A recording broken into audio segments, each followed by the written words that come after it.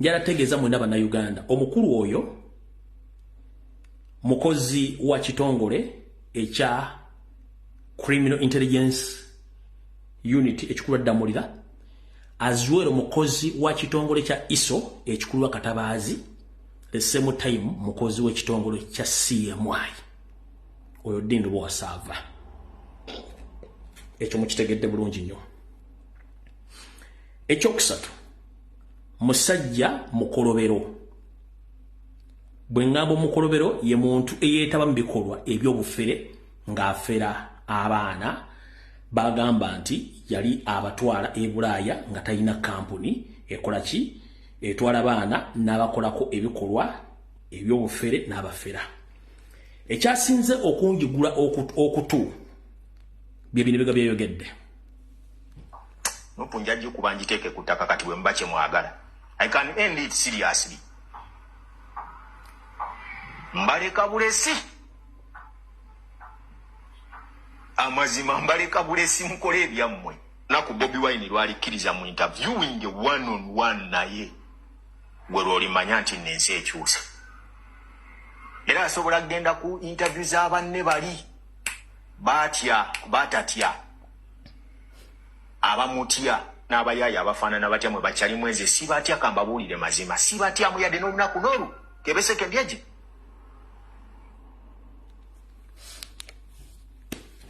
Pati yokubiri kavudde kwanjula katandise. Mukulu Dindu Bwasava kansoke nkuwashuwalinge oba nkuwe ekisuubizo kino. Tolifuna oba tolituulako bwenyina Robert Kyagulanyi Ssentamu omuggyemu ekigambo wadde omubuuza nti obumyu bwe bwakoze eki bwazadde. Tolikifuna. Kabere mukyala we Babi Itungo tolisobola kutuula n'embwenyi omubuuzi abaana babakozezza ate oba managiza tekisoboka. Ensi etakumanyi kati kangitegeeze obuzibu bwo. Ekisookera ddala weetaaga osooka otwalako ebutabika bakkebere engalabi yo beekola bulungi. Olabika wayita tembo nga tomanyi. Obusungu ono obusungu abujjawa. Omukulu ono akoze programu nyingi omwani n'okuwaliza mukyala kasiwuukira nti yatakasiwuukira mwabira bulungi nnyo n'enzija ne mwanganga era bw'ombuuza gye yakoma ne vidiyo eyo tasobola kukubuulira wa gye yakoma ne vidiyo eyo tasobola kukubuulira. Ekyo si kyekikulu. Ekikulu kyekiruwa. Omwami ono alina ekintu kyazanya nga sinagenda ku information yennyini. Njagala muntagingire family y'omukyala gwe bayita omugenzi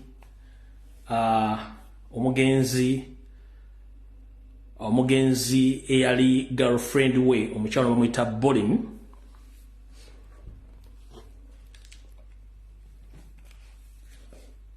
Mugintagingire ne boyfriend we bajje wano. Tuliweka tuluve ku ntono. Bolini yono. Dini Sava omwalo nomba yamwita Bolini.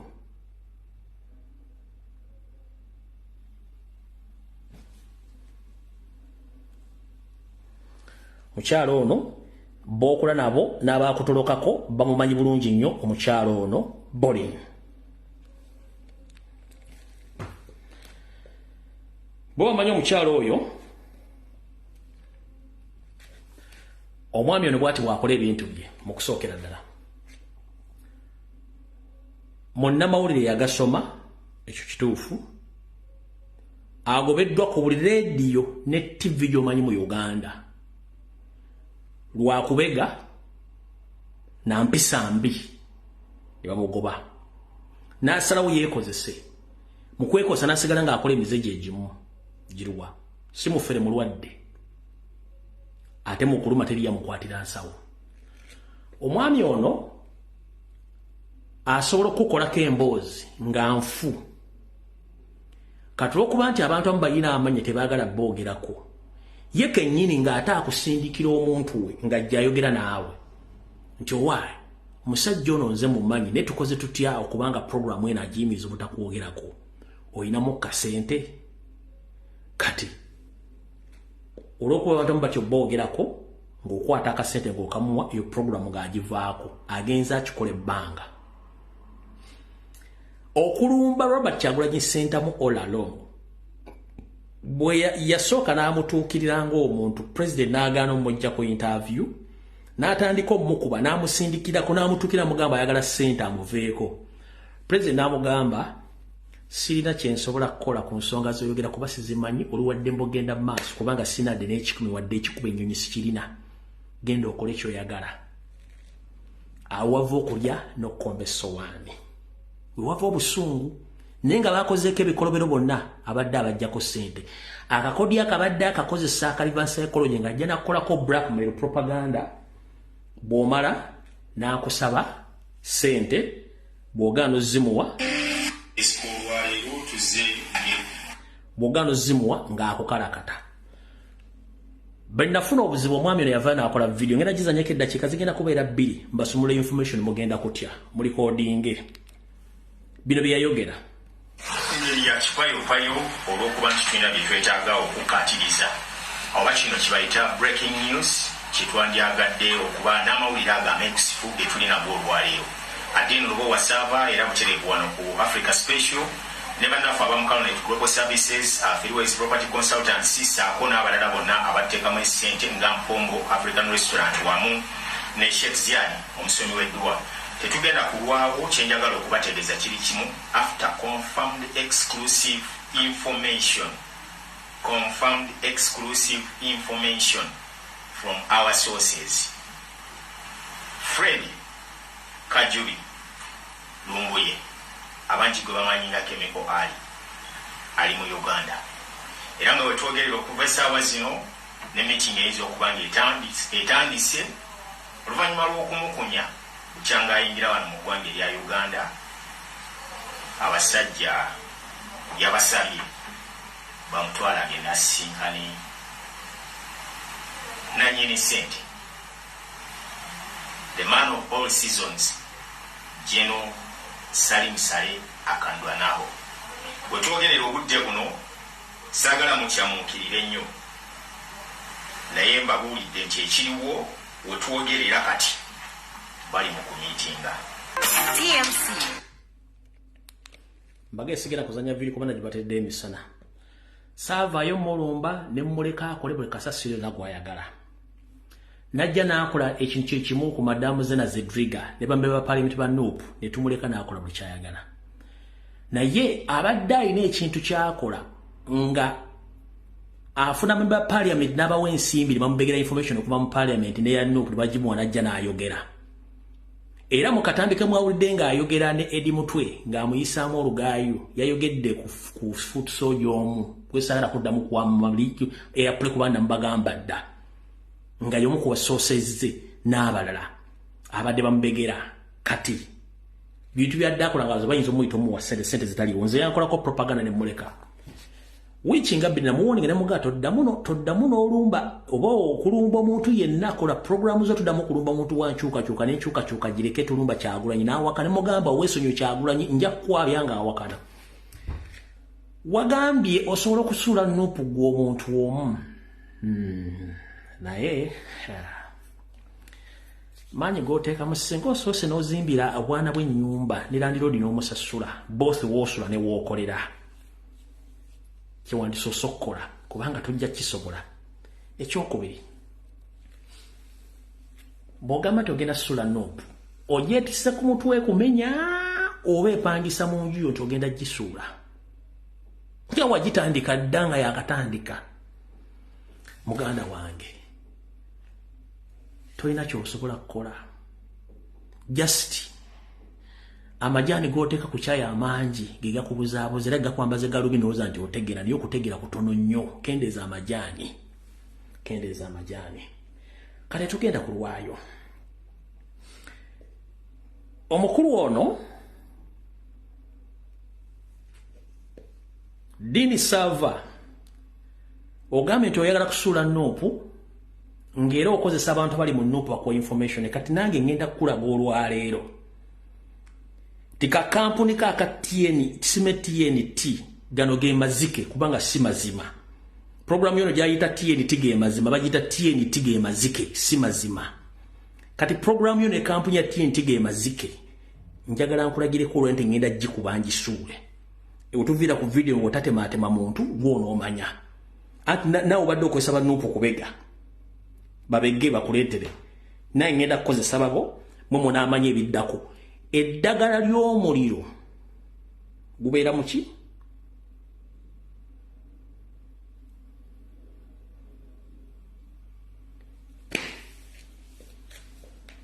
omukulu ono mu information gye mugenda okuwuliriza teri maloboozi gange kati nga bwe yaga nti asobola okukola akavuyo okusuula nuupu naye kakoleko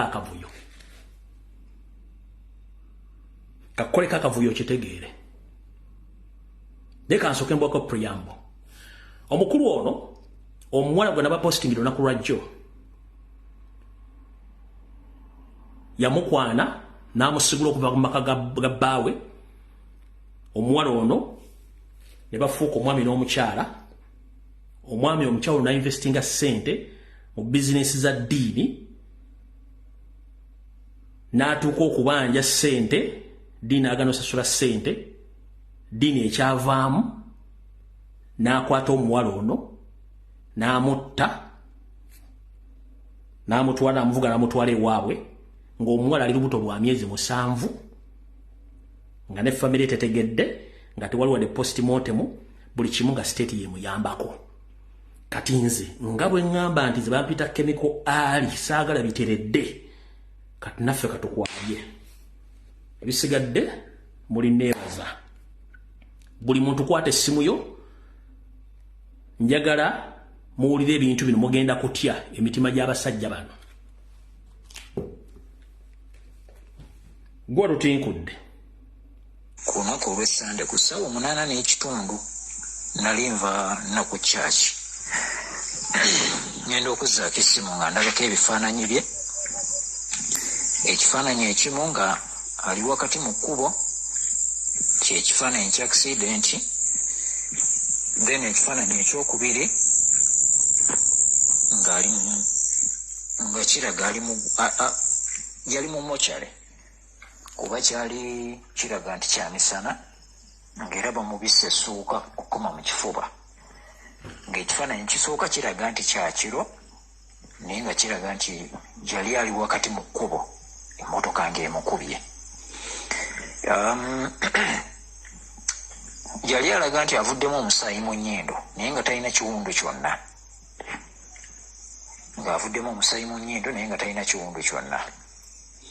kwe kusoma messages ezaali ziwerekera ekifaananyi ekyo ebifaananyi ebyo ebibiri omuntu eyali abimpeerezza era ng'ambuulira nti Borin Bazayire yali afudde ng'afiiridde mu kabenje nti emmotoka yamutomera n'afiirawo Mbulaga byebifaananyi ebyo byampeereza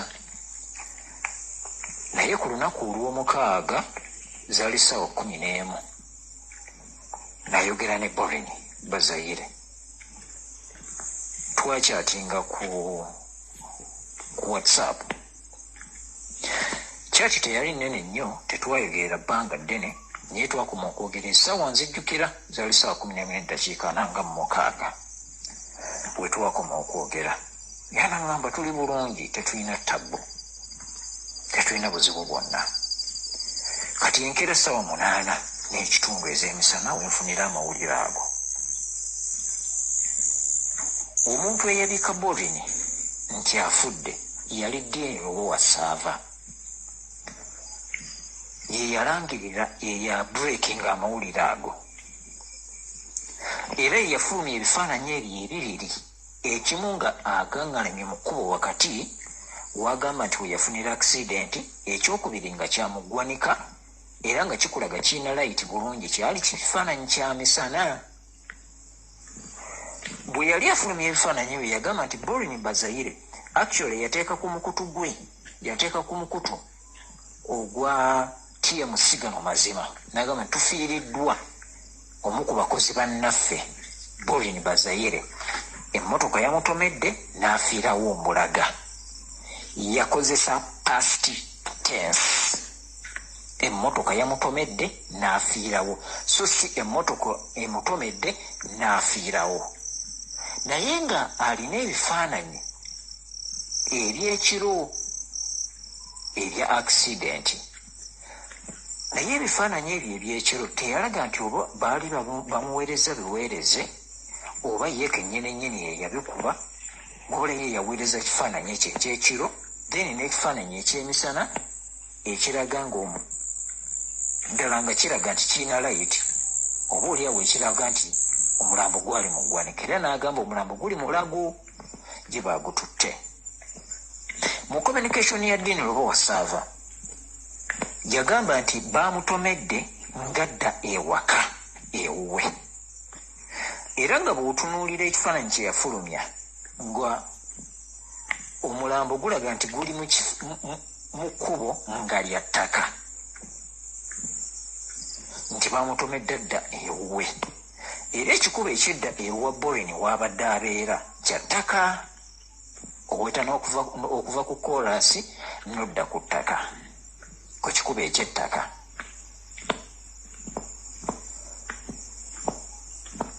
Amawulire ye yagatambuza awo abaana bonna n'abaali bakola ne Boren ne batandika okuba nga ate bakubira abantu abalala okubabuulira. Dean Lobowasava talina muntu yenna gwe yali akubidde essimu ku bantu baakolagana nabo oba be yali akolagana nabo n'abo abaali abakozi ba TMC gano mazima n'ababikira Boren taliiyo wadde omuntu omu bw'ati. Ne kanso oba looya wa kampuni ye gwe yateekawo nga kampuni ye gwe bayita Robert naye teyamukubira kumubikira wabula baba baziika ku lunaku olw'okuziika lwe yamukubira n'amugamba nti Boren yafudde emmotoka yamukubye n'afiirawo naye nga Boren gw'abadde atuma ewa kanso buli lunaku buli kimu kyonna ky'aba ayagala ewa looya Boren yakitambuza ng'olaba attachment eriwo wakati wa kanso Dean ne Boren nga y'amaanyi nti bwe yandibadde afunye obuzibu bwonna be bamu ku bantu abandisoose okutegeera nti Boren afunye obuzibu ABCD. Ku lunaku olw'Essande lwennyini Dean Lobowasava yagenda mu ddwaliro e Mulago n'aggyayo omulambo. Tewali amanyi yaguggyayo atya. N'aguggyayo n'aguleeta ku woofiisi w'apangisa awantu waali apangisawo bupangisa si waka wuwe wabula we yaguleeta n'akumaawo olumbe.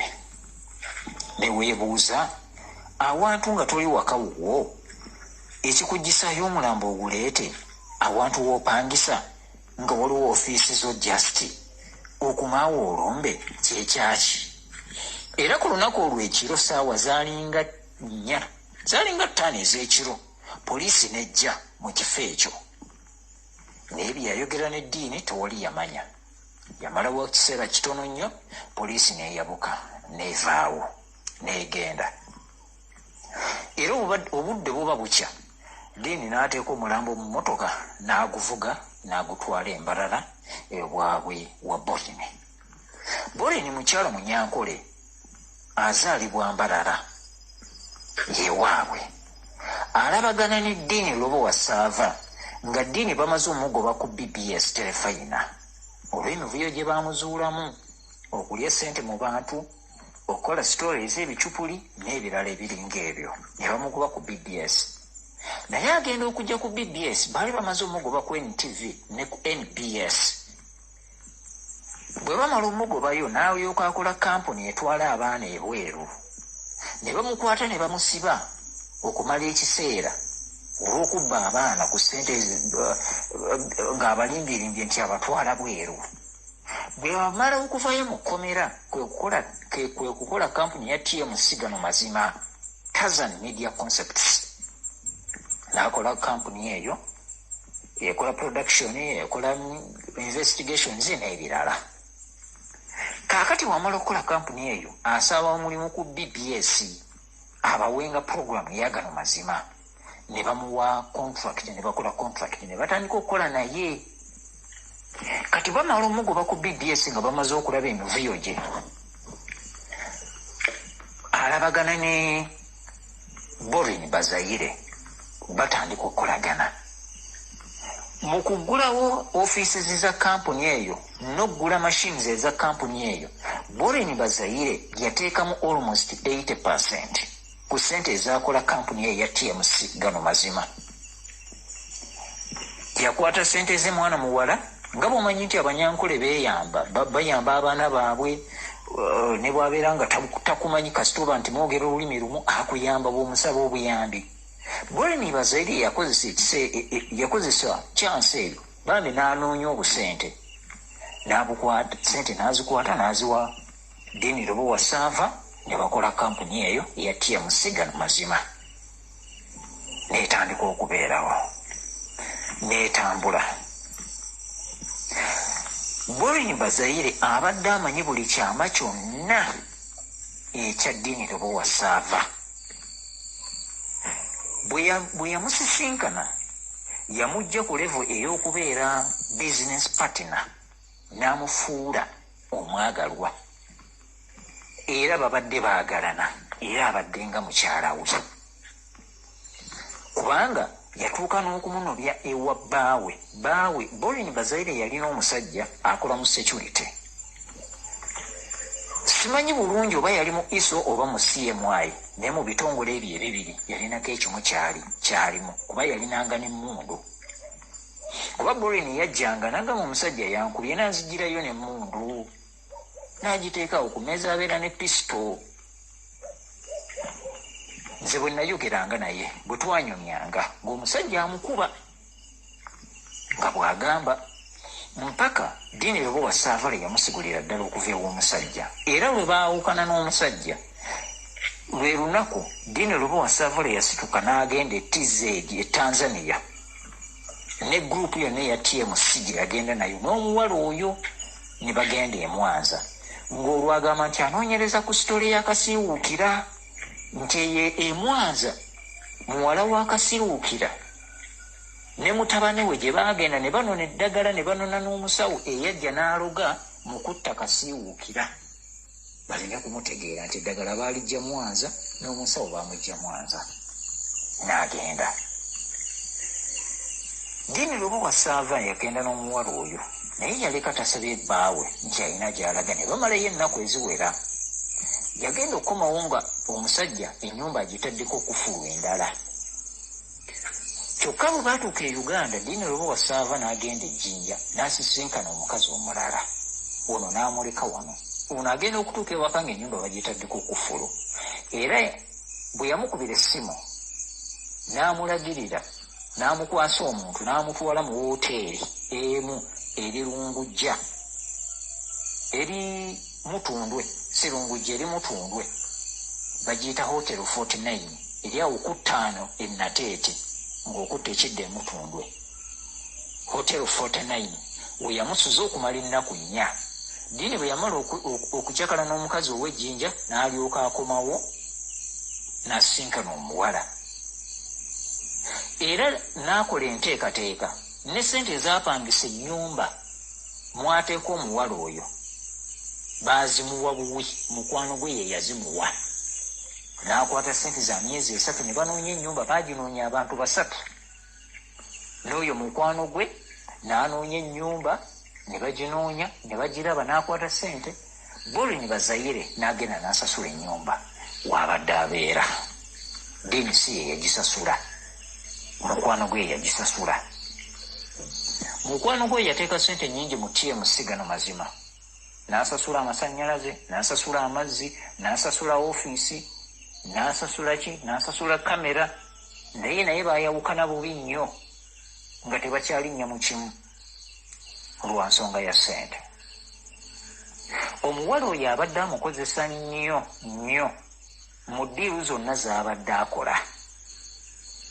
Bwe yali anyumyako ne mukwano gwe ku muwala oyo Borin, lwaki atambula nnyo naye, yamugamba nti omuwala ono mukozesanga kyakulwanyisa, mukozesanga weapon, nti omunyankole yonna wonna waatuuka bamukkiririzaamu. Bw'atuuka mu ofiisi yonna bw'ayogera olunyankole kubanga jjukira mu Uganda buli ofiisi ennene eyo ensonga ey'obuvunaanyizibwa erimu banyankole. so bw'otuukayo ng'oyogera Oluganda okuwuliriza kiba kitono. Kati bw'otuukayo ng'oyogera Olunyankole buli muntu akuwa mangu attention kubanga gw'osangayo aba Munyankole. Y'ensonga lwaki abadde atambula nnyo n'omuwala oyo.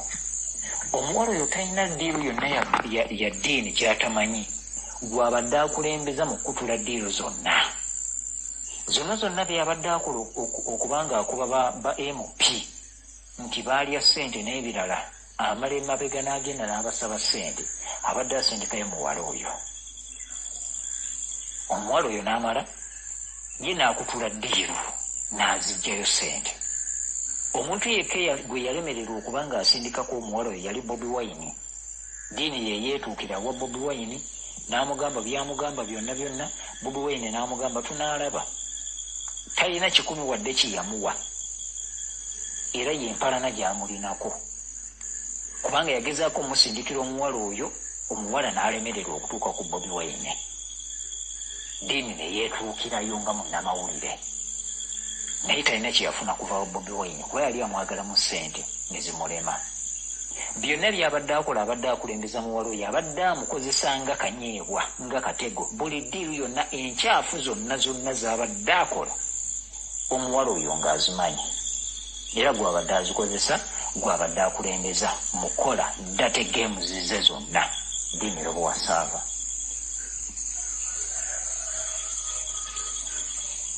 yasoose n'abikka n'agamba nti omuwala yafudde ng'agenda waka ng'ava ku mulimu. Oluvannyuma n'akyusa statement n'agamba nti omuwala Bobin yava ku mulimu ku ssaawa 5 ku Lwomukaaga, ssaawa 5 ez'ekiro, n'agenda e Mengo ku ofiisi eri wali Lungujja, oyita ku poliisi ekikuba ekikkirira ku poliisi kwennyini awali Salt Media eya Bugingo, n'okkirira wansi awo katono nnyo awo waliwo ka roundabout, then owetamu katono nnyo waliwo ofiisi za TMC gano mazima. N'asooka n'agamba nti yafudde emmotoka yamukonya agenda waka mu kikubo kye nga adde ewaka. Oluvannyuma n'akyusa statement n'agamba nti Borin yava ku mulimu ku ssaawa 5 ez'ekiro n'agenda Mengo Katale okugula ebyokulya, nti aba akomawo ng'ali ku boodabooda emmotoka n'ebatomera, nti emmotoka yabatomera ng'ebava mu maaso. Kati abafamire bwe bajja ng'amaze okuggyayo omulambo e Mulago ne bamugamba tutwale ku siini awabadde aksidenti, Deni yagaana ng'agamba nti emmotoka yabatomera ng'ebava mu maaso. Ne bamugamba owa boodabooda ali luddawa? N'abagamba owa boodabooda talina kiyaba, ne pikipiki talina kiyaba, kyokka ate gwe baali baweese ye n'afiirawo Mbulaga. Kyekyebuuzibwa, gwe baali baweese yafiirawo Mbulaga, naye owa boodabooda yali aweese ng'emmotoka ebavudde mu maaso talina kiyaba, ne pikipiki talina kiyaba. Ekyokubiri, omulambo gwa Borin okusinziira ku kifaananyi kye yafulumya gulaga nga tegwaliko kiwundu kyonna wadde akawundu akatono bwe kati okuggyako okulaga omusaayi mu nnyindo nga guva mu nnyindo. Borin emmotoka bwe yamutomera terina kiwundu kye yamuleetako kyonna, jesi musaayi oguva mu nnyindo gwokka. Kiki ekyagaana Dini Robowasaava okutwala abantu ku siini awali aksidenti? Kyali ki? Ekirala, omuwala emmotoka yamutomera ssaawa 5 ez'ekiro ku Lwomukaaga, Dini amubikka ku ssaawa 8:30 ez'emisana enkeera ku Sande. We yategeerera nti emmotoka emukoonye. Bw'abanga yava ku ofiisi n'agenda okugula ebyokulya, kubanga omuwala oyo awaako yavangawo n'essaawa 8 n'essaawa 7, talinaako ssaawa zaavaawo ku ofiisi, era nga Dini amuwerekera n'amutwala. Kitegeeza baali in communication nti bw'aba afunye obuzibu amangu, ekiro ekyo Dini yanditegedde nti omuntu wange afunye obuzibu. Lwaki Dini yamubikka nkeera? Ekirala, omuntu n'afuna aksidenti yagamba yafiirawo on sport lwaki teyamubikirawo ne bw'abanga tafiiriddewo on sport omuntu bw'aba afunye accident waakiri oyogera nogamba bannange mukozi munnaffe afunye accident lwaki teyayogeranga Borin afunye accident mu kaseera ako kati ebyo byonna byonna abantu bye beebuuza baabimubuuza abafamire nga talina kyanyega era nga talina kyayogera ne bamugamba abatwale ku accident awaagudde accident n'agaana nga tabatwala. Ekirala omuwala oyo yali lubuto lwa myezi 7 yagaana omuntu yenna kubanga bano abaana abali ku ofiisi bakozesa yabagaana okubaako kye boogera nti Borin abadde lubuto. Kitegeeza nti omuwala bamuziise n'oluki bamuziise n'omwana munda kubanga omuntu ng'alina olubuto lwa myezi 7 olwo olubuto luba lukulu baba balina omubagamu omwana ne bamuziika yekka tebakikoze ekyo tewabadde operation eyakoleddwa era yalabudde abaana ab'oku ofiisi n'abagamba tewabaawo ayogera tewabaawo abaako kyanyega nti Borin abadde lubuto lwaki yakikwese lwaki teyakyogedde.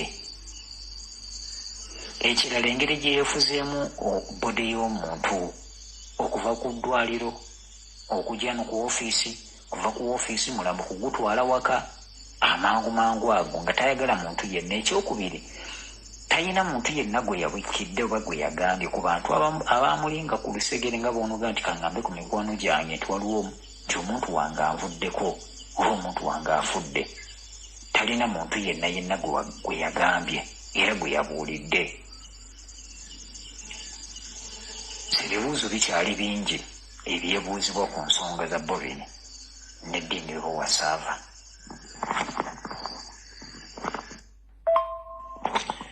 Ddiini bw'aba talina mukono mu kufa kw'omwana oyo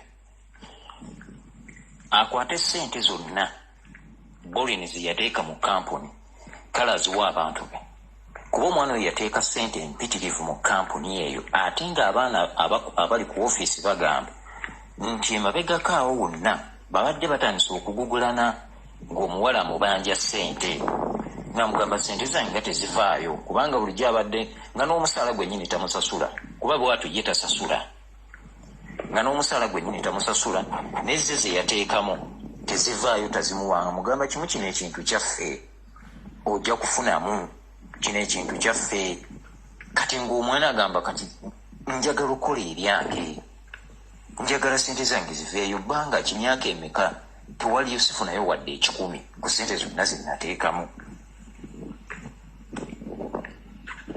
Kati kiteeberezebwa okuba nti okubanjibwa omuwala okubanja ssente ze ziyateeka mu kampuni wandibanga oyo waavudde omutawaana.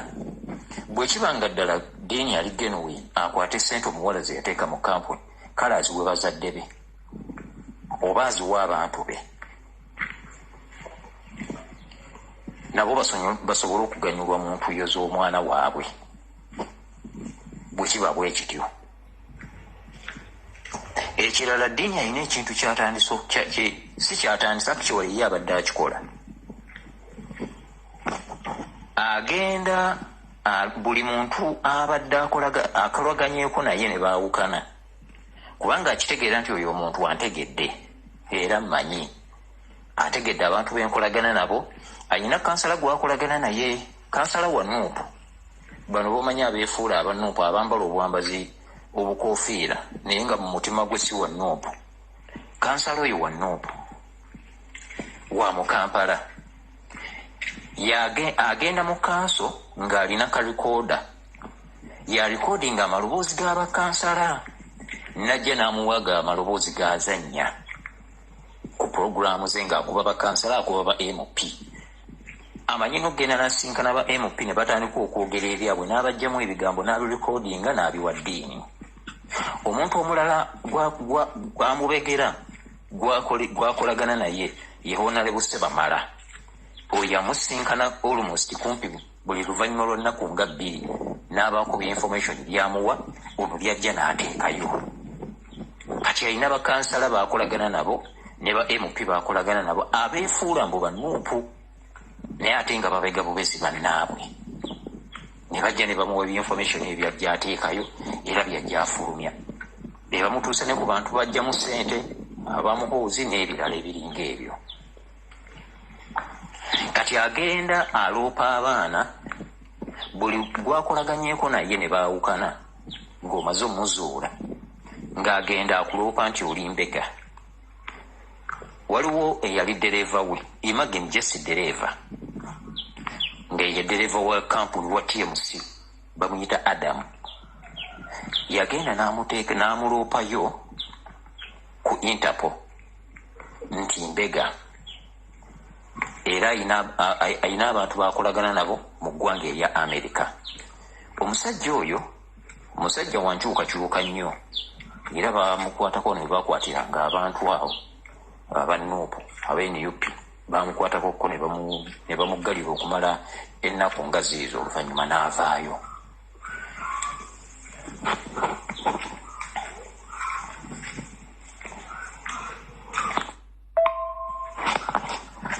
Adamu yabadde ayagala kutambula n'agenda okumuwa clearance ya Interpol yagenza okutuuka mu Interpol ng'erinnya lye gye liri ne bamugamba tosobola kutambula olina emisango erinnya lyo baaliteeka wano baalireeta oli mbega kati mu kutambula kw'oyagala okutambula ogenda kukola mirimu gyo gyakulwanyisa gavumenti ne bamubuulira bulungi nnyo yateekayo amannya bagamba oli akumanyi bulungi nnyo era mwakolanga mwenna kati gwe n'ova ku mulamwa yateekayo n'erinnya waliwo omuwala gwe yakolanga naye ku makya baali bamuyita Claire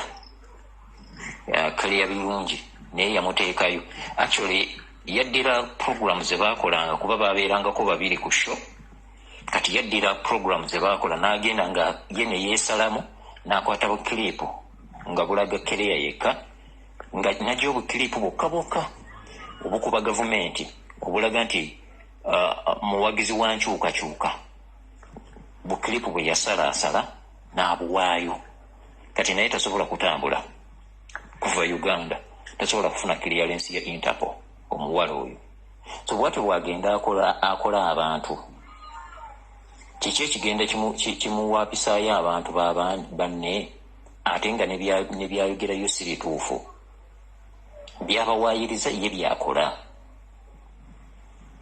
okutta ficha y'abanne tebakyatambula abantu tebakyatambula ate nga kati olwokuba nti mbega waabwe bamumanyi abakolera bamuwulira byabagambye babikakasa ne babitwala nti byebituufu kivulaba abaana babakwata bwagenda naga nti oyo yakola bwati bye abaana bemulaba babuzaawo ne babakwata byonna yabikola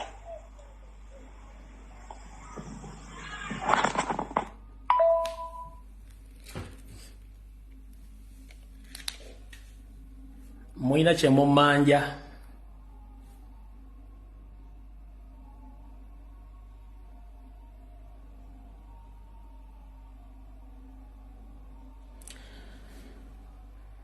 kampuni gye boogeddeko ey'ekifere eyali etwala abaana e Dubai ne mu Middle East ey'ekifere gye yakola yali esangibwa okuliraana headquarters za FDC bagiddukanyanga n'omukyala muyita Hajati saako n'ekyalo gwe bayita Nahurira oba gwe bayita Izeddi gwe baakolanga naye oba muyita Nahurira Samuel ng'ono yali ava Hibanda naye ng'essaawa zino ali mu Mbalala olwo baakolanga emirimu gy'okufera okutwala abaana e Dubai naye ng'ate abaana be yatwalanga e Dubai tebabayingizanga Dubai olwo batusanga ku kisaawe bo nga babula ku baana bo nga beeyongerayo yoyo mufere munne gwe baakolanga emirimu gy'okufera abaana be baatwalanga ku kyeyo naye ng'ate baleka ku bisaawe bo ne baddukayo yoyo kampuni yali nga okungo akava ku FDC oyigairo baakola naye ne Hajati omulako Hajati ngenda kuleeta details later oyo dubaferanga naye mu kampuni gye babagujeddeko eyatwalanga abaana yatwalanga abaana e Dubai bakomyanga ku kisaawe ne badda kati ndoza mbitegedde ebintu ebyo kati mukulu Dindo bo wasava nkuwoningidde ebbanga ngoloza nsaaga njana soka kola muka clarification abantu amuwudde message eno mwogira bange current naye teri current no information nali nagitereka nnyo ng'omusajja ono zijja muwoninga naye nga tawulira ne kasita agenti yarasuula noopu ng'ate akozesa abali mu noopu ne ŋŋamba oke zaabika emipiira public ekutegeere nze omanyi kasita mponinga omuntu omulungi ogusooka mponinga emirundi gibeerengi 3 ne kugamba gundi weesonyiwa ekintu gundi weesonyiwa ekintu gundi n'ogaana nzija n'enkukuba n'enkwabya kati mukulu ensi ekutegedde information gy'owulidde abantu bagitegedde watta mwana muwala naye ng'ate n'ensimbi ze tozimuwadde in fact okumanya omusajja mutemu n'omuziika n'olubuto lwa myezi 7 ng'ate olubuto lulwo era kyovulaga nti ogandi zijja kusuula kubanga oli mentally disturbed olina ekikolima ekikugoberera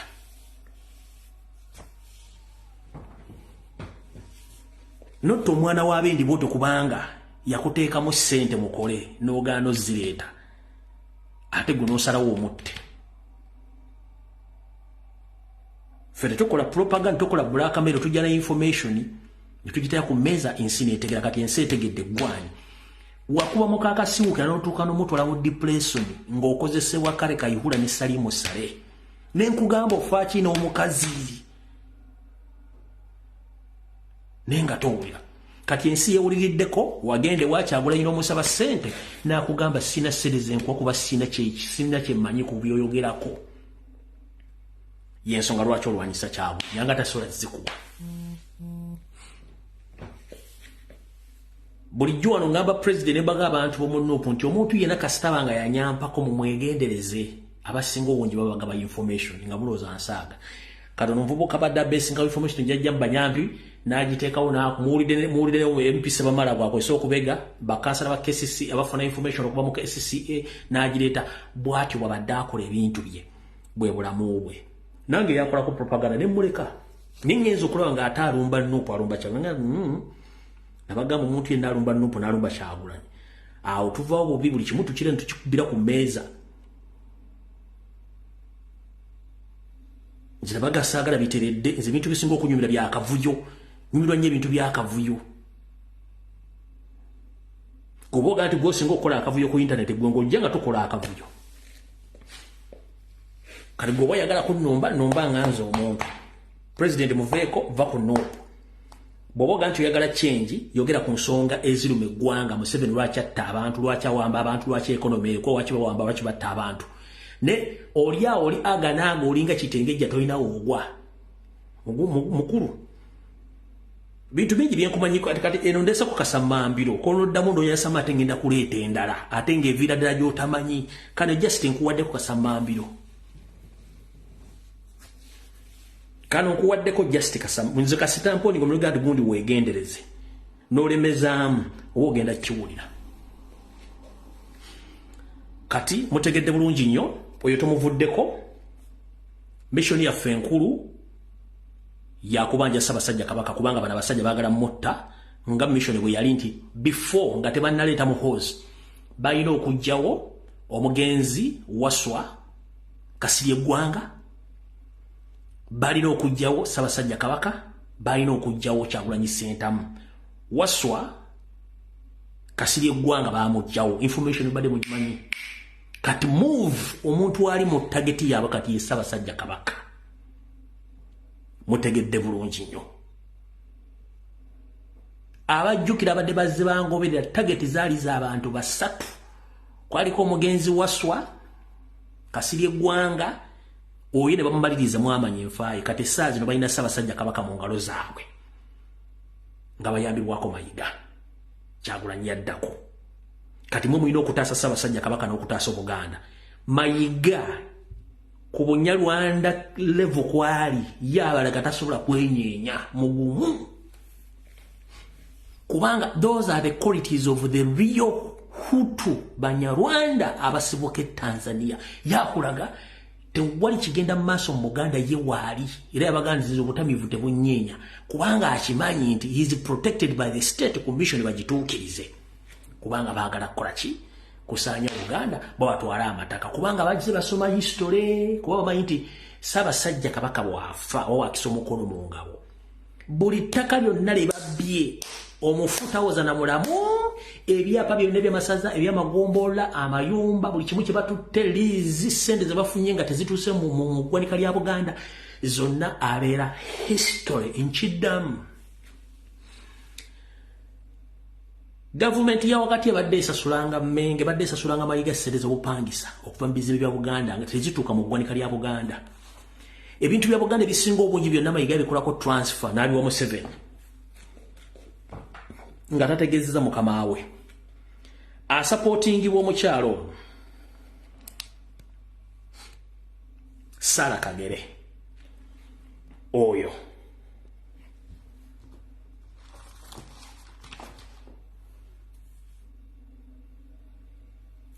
muwala wa Peter Muliira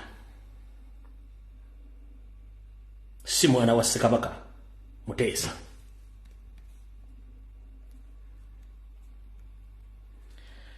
Asupportingibwa omukyalo oyo eyita Omumbejja Lubuga Agnes Naabalamba Naabaloga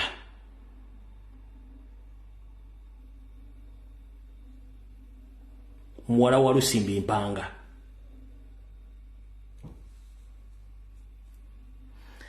Asupportingibwa omukulu ono architecture John Katende nanyine Ebonies ono yavaako emivuyo gyonna kati ono ekisinga obuzibu nti n'ekizimbe ekiri ku Labonito oba ekizimbe ekya Labonito kyonna kiri ku liizi yaggwako ddanga ettaka lya Buganda kati ono ye afa nakyakuta nakyo mu nsalo kiri Ssaabasajja Kabaka avaawo n'ebintu ebira byabbye ono omwami yagamba agenda kusindika lo agenda kunoonya etteeka mbanvunaanira mukulu totegana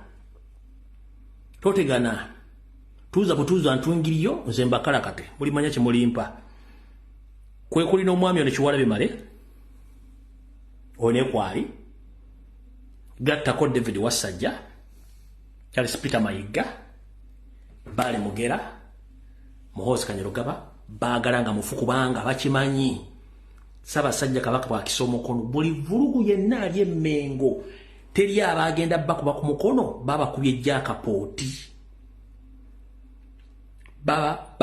jakapoti teri agenda kubabanja kintu kyonna kifa mu Buganda kubanga babaga nti omufu tawoza na mulamu zo mukitegedde bulungi nnyo.